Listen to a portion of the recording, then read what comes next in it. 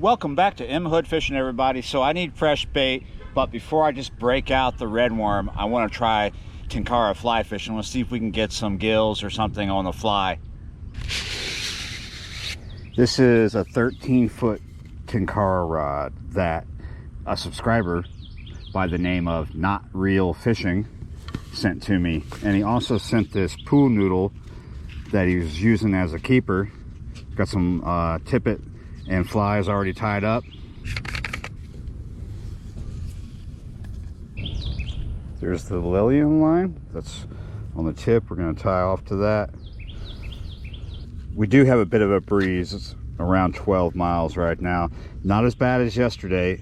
We had a lot of bad weather last night. A lot of rain. We're going to take the loop, double it, making another loop, and this is a cow hitch right here. Okay, we're going to put the Lillian line through that loop, hold it at the knot, cinch it down, bring it right up there to that knot on the Lillian line is stopping it. I chose this particular one that Not Real Fishing had tied up because it's a weighted line. So that yellow bit, that's weighted, and here the I believe you call it the tippet. I'm really new to this stuff, so if I say stuff wrong, forgive me. Don't know what that fly is called either, but I chose it because of the black fly and the weighted line, because it is kind of windy today. This is actually my first time Tenkara fishing, so let's see how it goes. Had something following that fly. After an hour of casting, I'm gonna just chalk that up to practice. I really needed to get out and practice the Tenkara. I did get some followers, had a few moments where I thought I was about to get one because something came up to strike, but I missed it. Just little things mostly were following that fly. Now it's time to move on to the worm, get some bait. If I get some big cichlids, we'll take them home and cook them. Time is a-ticking. I want to do other things today. Come on. This is the spot with the big cichlids. Every time I fish this spot, I get a cichlid. Last year I was getting giant ones out of here.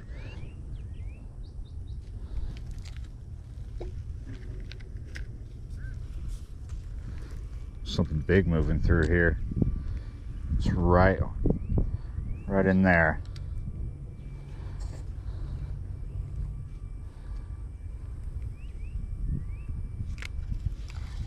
Got him.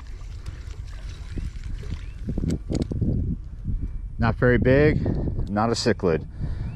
Not even big enough for bait. All right. Oh man, another little one. Earlier when I was pitching the fly, I did see big gill here and there, kind of scattered, but I haven't been able to hit anything big with this worm yet, just little things. I came over here just to sit down for a second and I could hear thrashing in there. So we're gonna sit back down and just let that sit. Look at that, we're getting a hit already.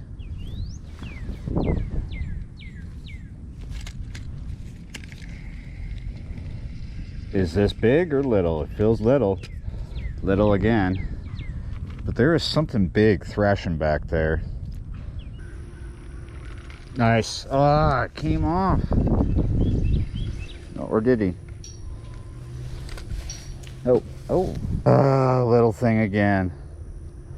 Where are the big uns? It's kind of silly that I'm starting to get really frustrated over just catching bait. It can be like that the day after a bad storm. I am catching fish, and I do see fish here. I'm gonna go over here where I was trying to stalk some bigger panfish on the fly and see if I can get them on the worm. The only thing is that they're down in these valleys of snodgrass. There's like mountains of snodgrass here, and they got little valleys, little holes that the panfish are hiding in. So drop shotting it, you got to be stealthy. You don't want to spook them, and you don't want to end up snagging all that snodgrass that they're hiding in. Hard to see because the water's still kind of muddy.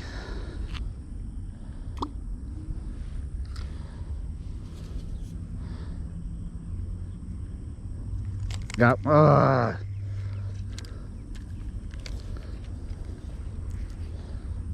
still down there. There's a few hanging out right in this little valley of the Snodgrass Mountains. Got me. Oh, yep. Finally. Yes. Out of Snodgrass Valley. Yeah, you're right. Finally got something worth bait. Worth calling bait, anyway. I'm just going to finish this by pounding this spot here. See what I can get. If I can get just a few more gill or whatever, just something big enough for bait, I'll be okay, because I'm about to later go do a session with someone else. Ooh, I got something better. Yes. Oh, that's big enough for bait. But that worm is down there. Unbelievable. Took a while. It's the third keeper. This is turning out to be a very mediocre session. But maybe the next session will be a little better. Be in a different spot anyway.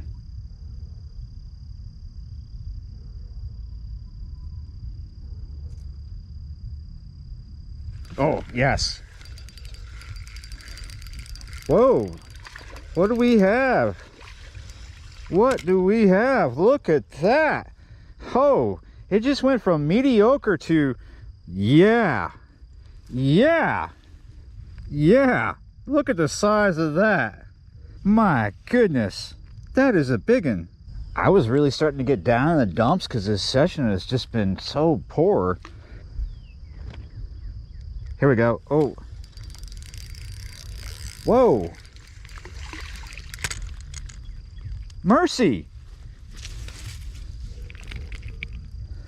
My goodness. Oh, I just had to suffer through the dumps, and now I'm getting the gold. Oh man. There we go. I'm getting super excited every time I get a bite now. Still getting that bite too. There we go. Oh, that was a cichlid. It came off. Oh, there we go. Oh, he flew out of the water. Wow, that's a flying gill right there. Yes. We're getting really close to the point where I just absolutely have to go, because I am fishing with someone later. It's kind of a after sunset thing, so it's good that it's just turning on right now. Almost have enough bait. Here we go.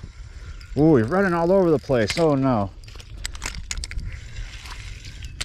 Holy moly! Look at the size of that. That's not a bluegill though.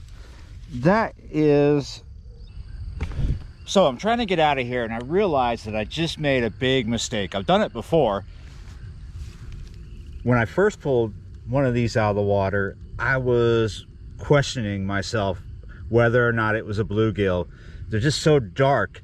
I see that little ring around the tab there, and I thought I saw a spot on the back of the dorsal fin, but I was are they red ears? They're kind of dark, kind of is it a hybrid? I was like back and forth, and I was just being lazy. Just bluegill, it's a bluegill, it's a bluegill. No, they are big red ears. Look at the size of them. Yeah, you're right. I put a post out and I got corrected really quick, like smacked at me. That's a red ear. So yeah, you're right. Well, they're kind of too big for bait. They're kind of really big for bait. They're not too big for bait. They're just, you catch something that big and you're like, should I use it for bait or should I eat it? Yes, let's go cook them. Seriously, I thought I was making a mistake when I hauled off and said bluegill, but now we're gonna cook that mistake. I just, last time I was catching these, they were a lot paler than this. That's probably what threw me off. And plus, having an excruciatingly painful headache all day.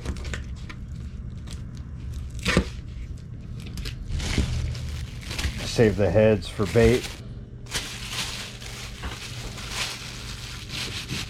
Doing it this way is a good idea if you don't want to make a mess. It can be really difficult to get scales off the counter because they just want to stick there forever. And yeah, I'm using a spoon tonight, going kind of quick. Get the insides out. This is the third one. Only one of them was absolutely huge, and the other two just large, I would say. It's going to be interesting to see what they taste like coming out of that drainage ditch. I mean, are they going to taste like Roundup?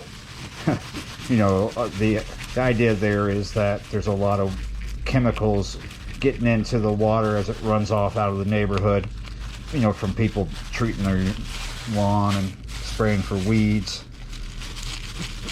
I don't know if Roundup has a particular flavor, and I'm not seriously saying they're going to taste like that. Probably taste like fish. Now to rinse them.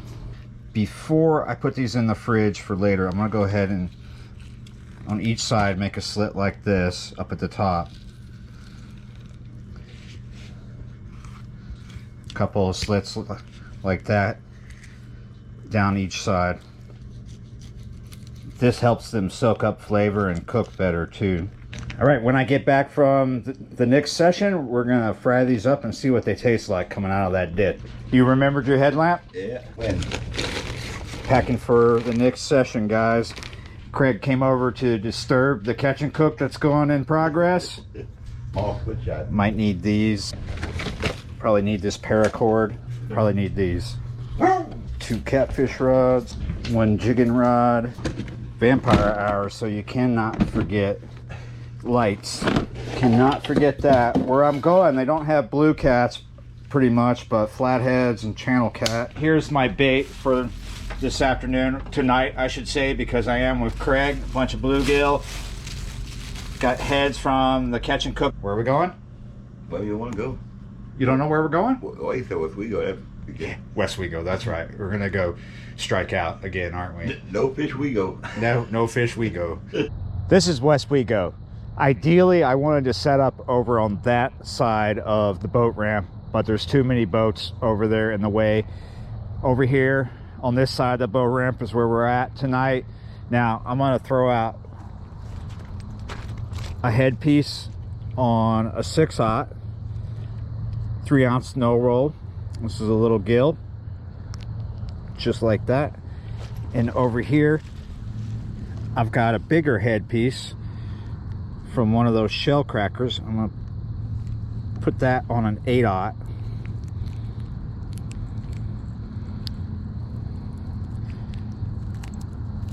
There we go. Right across the way from us is what I'll describe as a rock jetty, and on the other side of that is a canal that goes that way into a bayou, and there is like a not a lock but a wall there, like with a gate that opens and closes. So what I've heard is people hit their flatheads here right off those rocks. We're gonna try and get this big bait out there.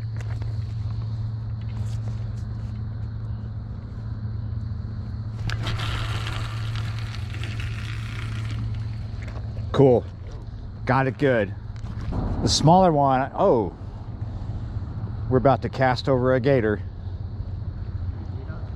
Yeah, right here in front of me. We're gonna do the same thing with the smaller head piece.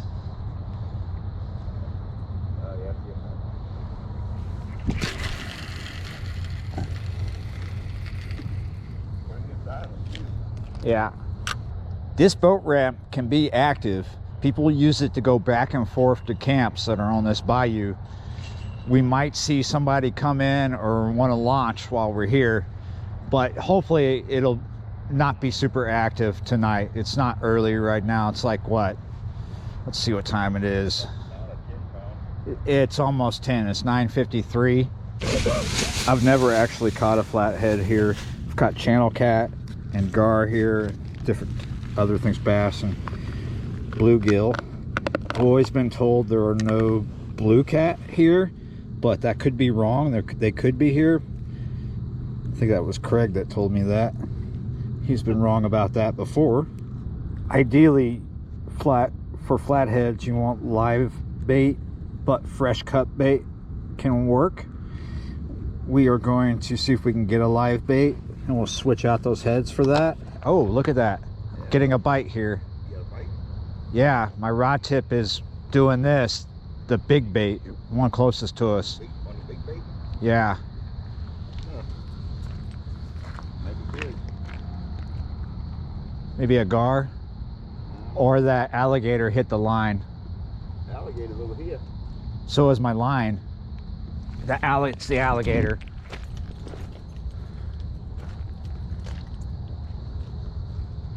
The alligator's on my line. Damn it. Real man will cook. Yeah, he got him, I think. He grabbed my line. Not my bait. Damn it. Come over here. Look at this. Sneaky gator. Come over here, real man. He grabbed my bait. I'm trying to get him close and I'll cut the line. I want to get away from that, so I came with it. He let go of the line. He took the line in his mouth. That sneaky thing. He probably ruined this line. Damn it. The line seems okay. I'm gonna go ahead and toss this head back out there.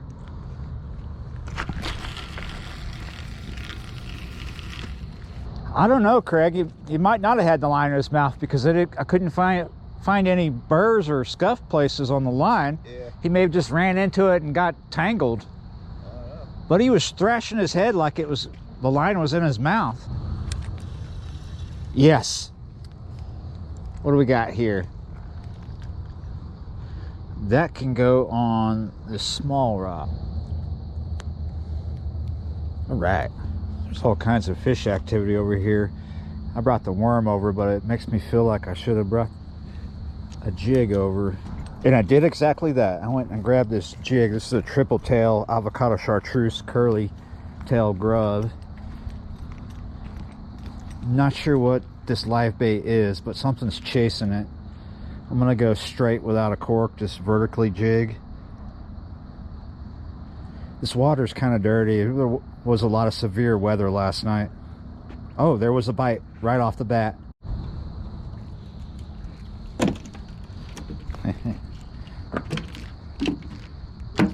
A crab, just what I didn't want to.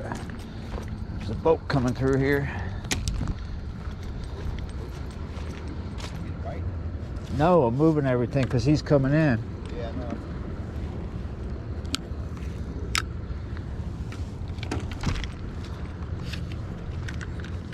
Opening my bails, getting out a bunch of slack so the line sinks.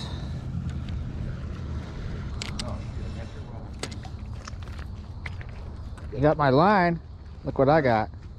A little bluegill, huh? Yeah. Well, that's no good. Threw right over me. Yeah, at least I caught some. All right, so now I have two live baits out there. Look at this. This is that headpiece that I had out. See how it's tore up? That's from crabs. Now, as you saw, I did snag a crab with my jig. There must be just a ton of them here, even though it's a little bit of a chilly night. And fish, we couldn't edge crab with it. Yep. So I just threw out this cast net and I got a bunch of little things. Got this right here. I'm gonna hook them onto this jig right behind the head. Throw that out there underneath that cork. Set it down. Let's see. I also got another little live bait because I brought the 6-aught up and there was no live bait on it. Sometimes when your live bait dies, the crabs come and take it right off. Just pick at it till it's gone. Really quick, my cork disappeared. Let me turn on some light here. The cork went down and what do we got? Look at that. Started throwing the cast net more. Now I have a bucket with a lot of minnows in it and I'm drop shotting a minnow right now. Now I am putting a bigger hook on and fish a live minnow underneath a cork.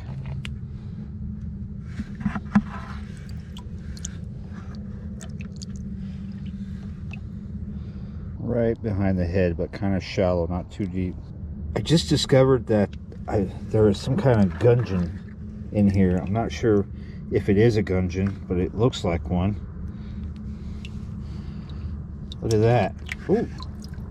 It's like a type of gudgeon or something. I'm not sure what that is. Weird looking fish. Yeah. Caught that in the cast net.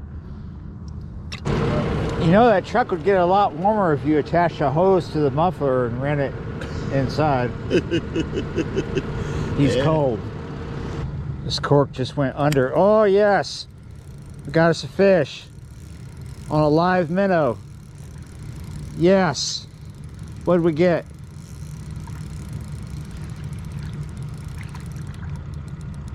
Hey, hey!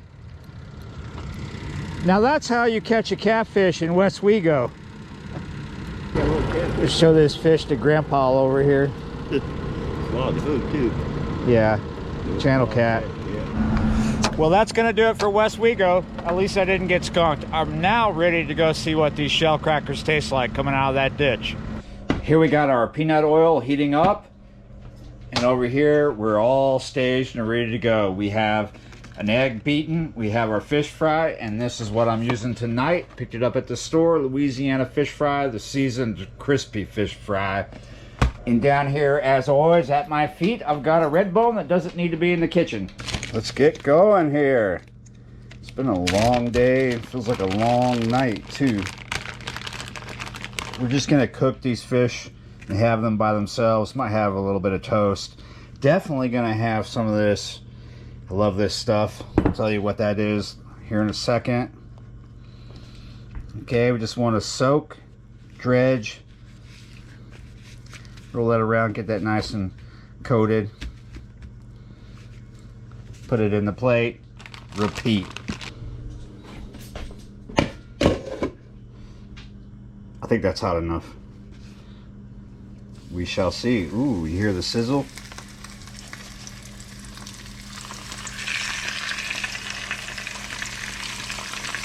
This should not take long, maybe a minute to 2 minutes per side. So this is called Aunt Nellie's Sweet and Sour Red Cabbage. I really like this as a garnish with stuff. Sometimes I put it on sandwiches. It's really good, really tasty. Woo. Sizzle, sizzle.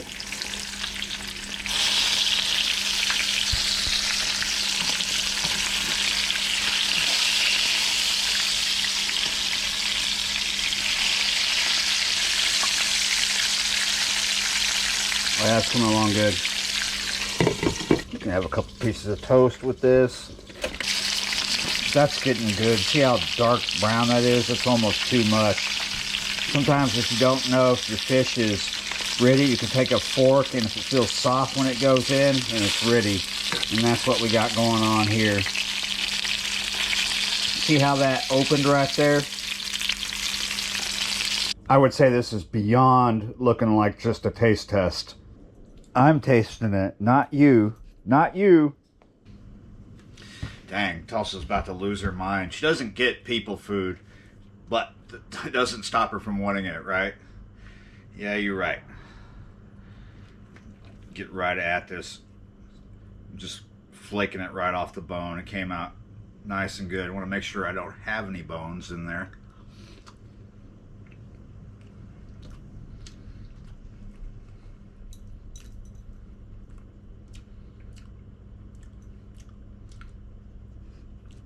Well, it doesn't taste weird. Sometimes people are strange about eating fish out of drainage ditches. Toss! No! No begging! You just ate, too. You're like a black hole.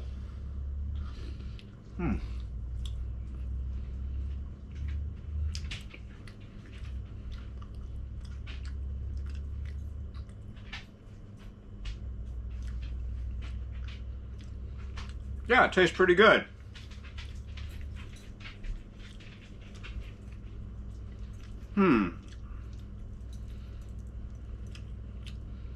It must be good because you're not leaving me alone, are you? I wonder if I should go get some more.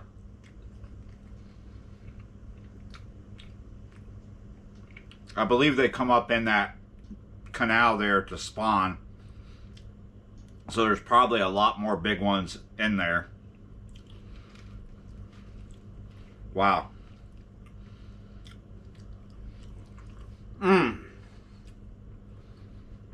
It's not bad.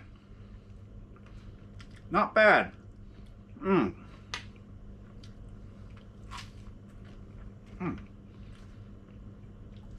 All right. Pretty good. I think I'll go get some more. Yeah, you're right. So let me know, guys, if you like how I jumped around from one session to another today. Kept it all in one video. If you like it, I'll keep doing stuff like that. Yeah, you're right. Thanks for watching and subscribing, and I'll see you next time.